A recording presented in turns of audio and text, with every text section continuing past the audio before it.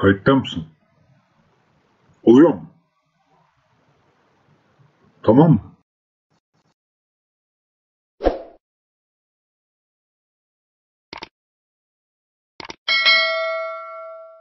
Başka bakış. İzleyicinin sohbetleri. Gerçekleri duymaya hoş geldiniz.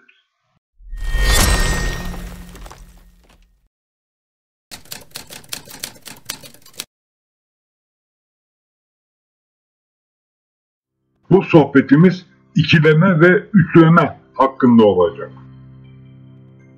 Benlik hesabına düşünce söz konusu benim karşısında bir de sen olmalı.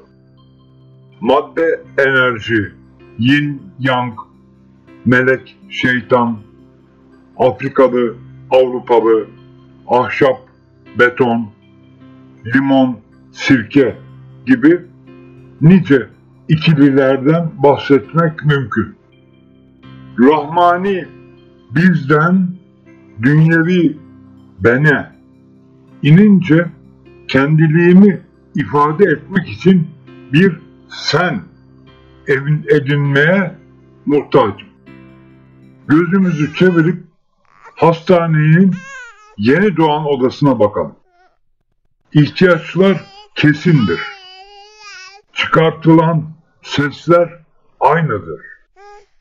Biraz büyüyünce ilk iletişim kelimesi dahi aynıdır. Yani ma. Mama. Bilmiyorum bu anne mi demek yoksa yemek mi?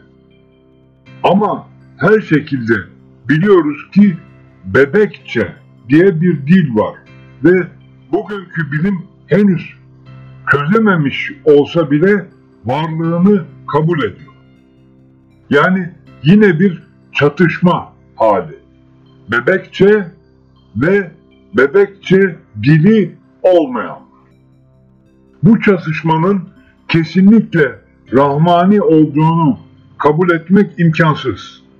Belki sadece insani, yani seküler. Belki de şeytani bir planın sürekli kendini keşfeden parçası. Tek bir şey var ki o da bu ikiliğin bir dengeleyici üçüncüye ihtiyacı olduğu. Yunan mitolojisine bakalım. Ama bize sunulana değil. Yunanistan'ı kuran ilkel denebilecek Kuzey Afrika kökenli Çiganların mitosuna bakacağız. Hani bize, yani biz dünya halklarına İlyada ve Odese diye öğretilen epik masalın aslında İlyada'nın ayrı, Odese'nin ayrı masallar olduğu gerçeğinden yola çıkarak zihnimizi temizleyip öyle çıkacağız bu yolculuğa. Müthiş ayrıntılar var Odysseus'un eve dönüş yolculuğunda. Hatta öyle bir karakterle karşılaşıyor ki bu da ne? Hazreti Nuh gelmiş de Nuh tufanını anlatıyor dedirtiyor. Ama şu anki sohbetimizin konusu değil. Önemli olan Odysseus'un orası olmayan bir yere gidip orası olan bir yere gitmek zorunda olması ve karşıtlığın dengelenme çabası. Bugün öğretilen ve hatta Yunanlıların dahi öğrendikleri mitoslarında heto tiplemesi yoktur. Yani Horus gözüne benzeyen, yani Benjamin Franklin'in eliyle çizdiği piramit gözüne benzeyen ve tek gözle işaretlenen varlık. Komplo teorisyenleri bunu söylemez mi? Vay, bu FETÖ adı bana FETÖ'yü hatırlatıyor. Bu prototip her yerde karşımıza çıkıyor. sadece Kronos, Zeus ikilemini çözmek için değil, daha tanıklık, gelecek ismiyle Thor ve Loki'nin dengeleyicisi ve hayret ki o da tek gözü ile betimlenen Odin var. Hani çarşamba gününün tanrısı. Çarşamba mı? Neden çarşamba? Haftanın orta günü çarşamba mı ki? O da size düşünme ödevi olsun.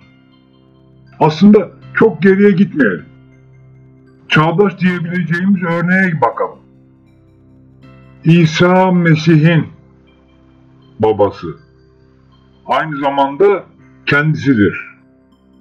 Bu bölünmeden Ruh-ül Kudüs doğar. Güvercin ile temsil edilen. Baba biraz Yehovamsıdır. Öfke ona aittir. O, yani kuzu olan aslan, sevgi dolu bir fedakar. Yine bir çatışma. Neyse ki özgürlüğün tanrısı var. Kanatlı güvercin. Ruhul Kudüs. Baba ve oğlu dengeler. Baba köşesine çekilir. Yahve'nin tahtında oğlu izler. Artık onun işi bitmiş midir? O, kutsal ruhun ona fazladan yüklediği görevle kıyamet günü bütün insanlığı cennete götürecektir. Bu mitolojide de iyi ki üçüncü var dersiniz. Güvercin olmasa ayvayı yer bu mitolojinin halkı. Gerçekten de üçleme sistemi Hristiyanlık ile zirveye ulaşmıştır. Özgür güvercin bu mitin aklı selimidir. Kıskanç YHVH tahtına çekilirken saf sevgiye yoğunlaşan o diğer yanağını döndürmeye heveslidir. Akıl olarak sadece güvercin kalmıştır. Fakat bu aklı selimin geri planında Hristiyan çocuklarına kendilerinden evvelki nesillerin kabahatini üstlenmeleri öğretilmiştir. Uzun konu, kırıcı konu. Hristiyan ve Yahudi tanıdıklarımızın kalbini kırmamak için bu konuyu anlatmıyorum. Şimdi biraz güneye inip Kabe putlarının en mühim üçüne bakacağız.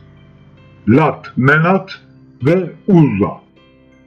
Bunlar yüce olanın kızları. Sonradan yüce olan yok. Bir başkası çıkıyor.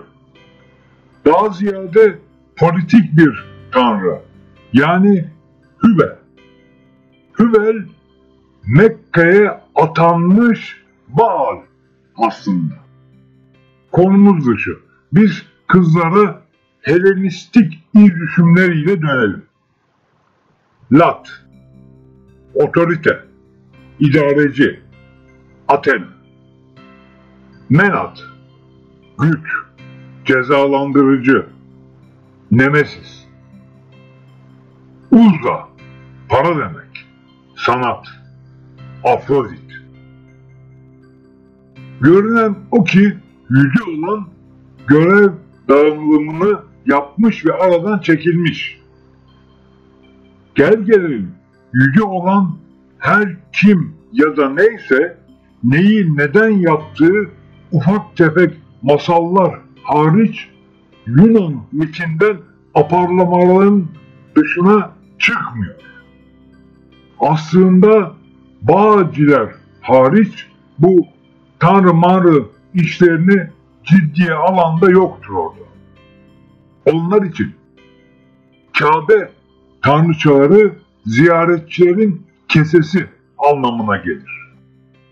İşte bu yüzden Illuminati, Tavistock, DigiFoundation, Bilderberg kuruldu. Kırılan 4 putun ardından. Dur az. 4 mü dedim ben? İşin özünü anladınız. Biraz batıya gidip Mısır'a baksak, Ra, Torunz'un Horus ve hain oğlu Set'ten bahsedeceğimi anlarsınız. Ya da Isis, Osiris, Horus. Burada işler biraz karışık mı?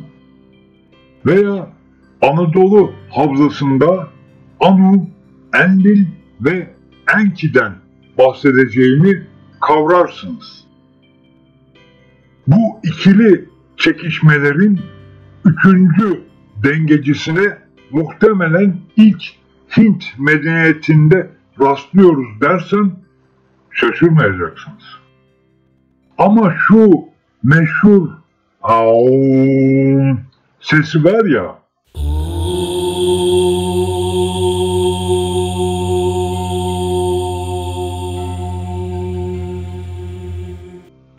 hani sözde meditasyon yaparken çıkartılan ses, onun oh olduğunu ve Hint teslis baş harflerinden oluştuğunu da ben söylemiş olayım.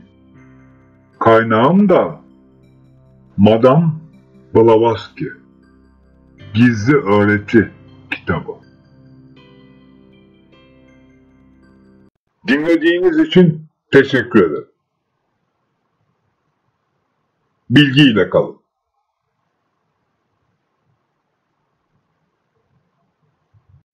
Bilgiye erişim kolay değil.